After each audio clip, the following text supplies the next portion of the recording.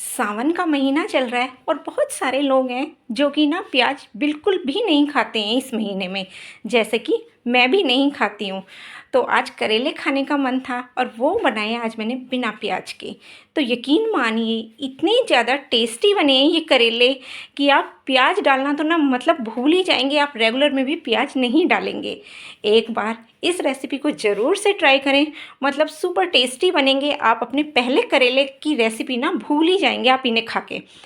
तो चलिए, यहाँ पर मैंने ले लिए हैं 250 ग्राम करेले और उन्हें अच्छे से धो लेना है पहले हमें।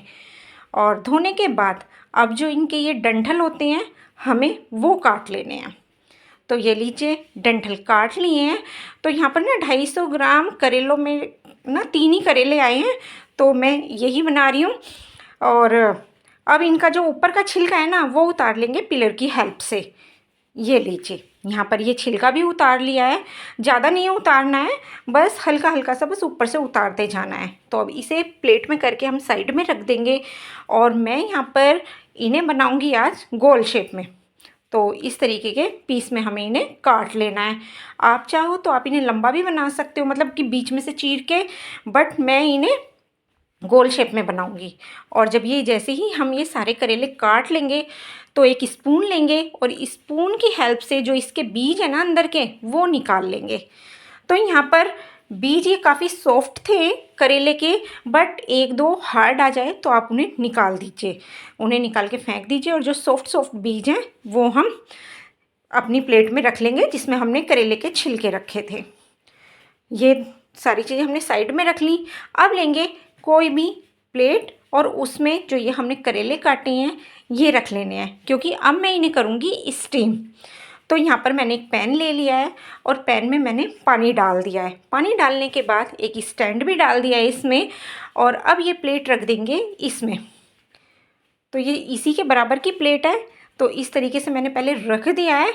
अब इसके बाद गैस ऑन करूँगी। अब इसे कवर कर देंगे और इसे स्टीम करना है। स्टीम कब तक करना है? जब तक करेंगे जब तक कि ना ये सॉफ्ट नहीं हो जाएंगे, और सॉफ्ट हो जाएंगे 8 से 10 मिनट का केवल समय लगेगा। तो चलिए, इतने करेले स्टीम होते हैं तो मसाला बना लेते हैं। तो यहाँ पर मसाला बनाने के लिए मैंने ली है थोड़ी सी मूंगफली और सूखा वाला नारियल।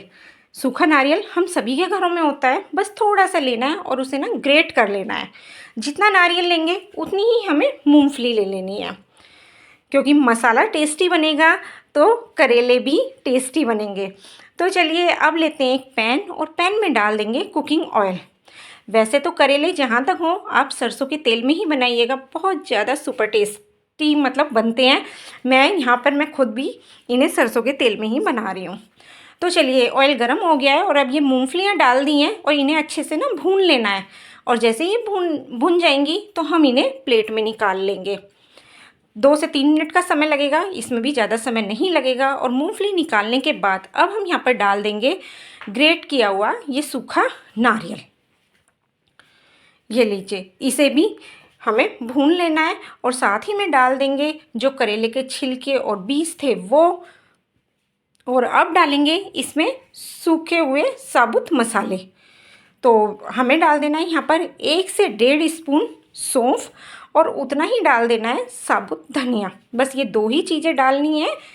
ये लीजिए, सौंफ भी डाल दी है और साबुत धनिया भी डाल दिया है। अब इस मसाले को हमें 2 से 3 मिनट तक के लिए भून लेना है, अच्छे से भून लेना है। गैस का फ्लेम हाई नहीं करेंगे, मीडियम फ्लेम पे हमें 2 से 3 मिनट तक भूनना है, ज़्यादा नहीं भूनना है। और बस हमने इसमें कोई नमक या मिर्च वगैरह भी हमें इसमें कुछ भी इस्तेमाल नहीं करना है, केवल खड़े मसाले हमने इस्तेमाल किए, मतलब सौंफ और धनिया, सूखा धनिया मोटे वाला जो होता है, बस वही इस्तेमाल किए हैं। तो 2 से 3 मिनट हो चुके हैं, गैस का फ्लेम बंद कर देंगे और अब इसे ठंडा होने के लिए हमें साइड में रख देना है। तो अब मैं दिखाती हूँ आपको करेले। तो यहाँ पर 8 मिनट के करीब हो चुके हैं, तो ये अच्छे से स्टीम हो गए हैं। अब इसे गैस का फ्लेम बंद कर देंगे और मैंने वहाँ पर प्लेट निकाल के अलग रख दिए ताकि वो ठंडे हो जाएं। अब यहाँ पर लिया मैंने थोड़ी सी इमली। इमली को पहले ही भिगो दिया था और भिगोने के बाद उसका 2 स्पून पल्प निकाल कर रख लिया है। 2 स्पून ही चाहिए। अब यहाँ पर लेंगे एक मिक्सी का जार और इसमें डाल देंगे जो हमने चीज़ें भून के रखी थी, मूंगफली और करेले का मसाला। वो हमने इसमें मिक्सी के जार में डाल दिया है। अब साथ ही में डाल देंगे थोड़े से मसाले, जैसे कि भुना हुआ जीरे का पाउडर, नमक, हल्दी पाउडर, हरा धनिया, कलर वाली लाल मिर्च, और साथ ही डाल देंगे जो इमली का पल्प था वो। इसे स्किप मत करना, इससे जो टेस्ट आता है ना करेलों में, मतलब अमेजिंग आता है। अगर आपके पास नहीं है फिर भी आप इसमें डाल सकते हैं, आमचूर पाउडर डाल सकते हैं, बट वो वाला टेस्ट नहीं आएगा अगर आप आमचूर पाउडर डालोगे।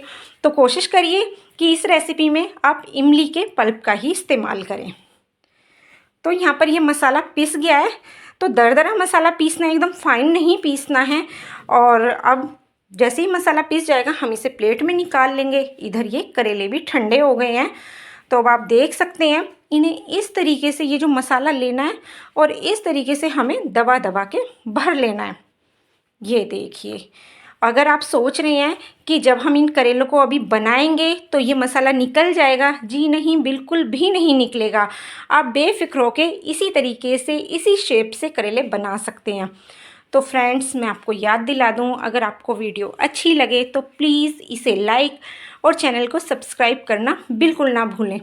और एक बार इन बिना प्याज के करेले को बनाकर ज़रूर से ट्राई करें। तो चलिए, मसाला बच गया है, कोई नहीं, मसाले को रख देते हैं साइड में। वापस से मैंने वही वाला पैन ले लिया है और 2 स्पून डाल दिया है यहाँ पर ऑयल। उसे अच्छी तरीके से गरम कर लेना है। और गरम करने के बाद जो करेले हमने भर के रखे थे वो डाल देंगे। इसमें 1-2 करेले का पीस ना बगैर भरे ही रह गया, जैसे प्लेट में दब जाता है ना, इस तरीके से रह गया। चलो कोई नहीं, सब हो जाएगा। सब अच्छा लगेगा जब मसाला डाल देंगे ना हम इसमें, टेस्ट वही आएगा। तो आप दिक्कत ना करें, कोई रह गया है तो इसी तरीके से डाल दें। अब लेंगे हाथ में नमक और इस तरीके से ना स्प्रिंकल कर देंगे, इसके ऊपर छिड़क देंगे, क्योंकि करेलों में हमने अभी ऊपर से नमक नहीं डाला है, केवल मसाले में नमक था। तो थोड़ा सा नमक हमें इस तरीके से इसमें ऊपर से डाल देना है। और डालने के बाद अब हमें इसे अच्छी तरीके से चला लेना है, ताकि नमक सारे में अच्छी तरीके से ना ये मिक्स हो जाए। ये देखिए, यहाँ पर चला लिया है। और अब इसे 2 मिनट के लिए कवर कर देंगे। 2 मिनट के बाद ये देखिए करेले। तो अब ये जो मसाला बचा हुआ था अब ये भी डाल देंगे। ज़्यादा कुक करने का ना मतलब कि कोई मतलब नहीं है, ज़्यादा ओवर कुक हमें करेलों को करना नहीं है, क्योंकि हमने पहले ये स्टीम किए हुए हैं, तो कुछ गलाना वगैरह तो है ही नहीं। ये गले हुए तो अपने आप ही हैं। बस थोड़ा सा इतना कुक कर लेना है कि ये जो हम मसाले डाल रहे हैं ये इसमें अच्छी तरीके से मिक्स हो जाए। बस थोड़ा सा नमक डाला था और थोड़ी सी ये हमने कलर वाली मिर्च डाल दी है, बस। अब इससे ज़्यादा अब हमें कुछ नहीं डालना, क्योंकि मसाले हम ऑलरेडी पहले डाल चुके हैं। तो इन्हें भी हमें अच्छे से मिला लेना है और 2 मिनट के लिए वापस से हमें कवर कर देना है। टोटल यहाँ पर मैंने ये 4 मिनट कुक किए हैं। अब इसके बाद अब वापस से देखिए करेले बनकर हो गए हैं तैयार। अब इसमें हम लास्ट में डाल देंगे थोड़ा सा हरा धनिया। अब मैं आपको दिखाऊंगी भी कि ना इनमें से मसाला नहीं निकला है। ये देखिए, आप सोच रहे होंगे ना कि मसाला निकल जाएगा, जी नहीं, बिल्कुल भी मसाला नहीं निकलता है। आप बेफिक्र होके ये रेसिपी बना सकते हैं। तो लास्ट में डाल दिया हरा धनिया। तो चलिए, मेरा फास्ट है, मैं लगाती हूँ अपनी प्लेट और मैं आपको दिखाती हूँ। तो यहाँ पर मैंने निकाल लिए करेले अपने लिए जो खाने हैं, और साथ ही यहाँ पर आलू की सब्जी और पराठे, क्योंकि करेलों का तो मज़ा ना खाने का पूरी और पराठे के साथ ही आता है। ये चपाती के साथ तो ना बिल्कुल भी अच्छे नहीं लगते हैं। पूरी हो, चपाती हो, मतलब पूरी हो और पराठे हो, उनके साथ तो ना इसका टेस्ट अमेजिंग आता है। तो चलिए मैं आपको दिखाती हूँ इन्हें तोड़ के भी। ये देखिए, एकदम सुपर सॉफ्ट बने हैं। ये लीजिए, है ना अमेजिंग सी रेसिपी बिना प्याज के। तो अब आप इसे टेंशन फ्री होके किसी भी व्रत में बना के इसे कर सकते हैं। Enjoy, tata and bye bye.